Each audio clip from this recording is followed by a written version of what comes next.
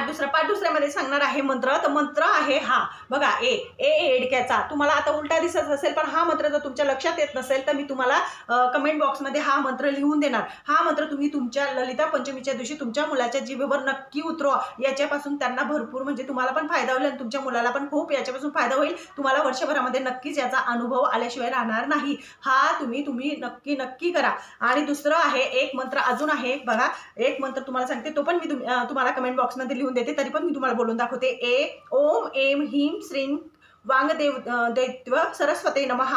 एक वेळेस म्हणा, 11 वेळेस म्हणा, 7 वेळेस म्हणा, कितीही वेळेस मुलांना तुम्ही हा देवाजवळ बसून म्हणायला लावा. याच्याने बी खूप चांगल्या प्रकारे त्यांची प्रगती होईल. आणि दुसरं आहे, ज्या वेळेस आपले मुलं अभ्यासाला बसतात तर त्यांचं तोंड हे उत्तरेकडे पाहिजे आणि म्हणजे त्यांच्यासमोर जर भिंत असेल तर त्याच्यावर एक सरस्वती मातेचा फोटो आणि एक मोरपंख लावा आणि तुमचे मुलं नक्कीच खूप हुशार होतील अभ्यासाने, त्याचा पण एक नंबर होईल.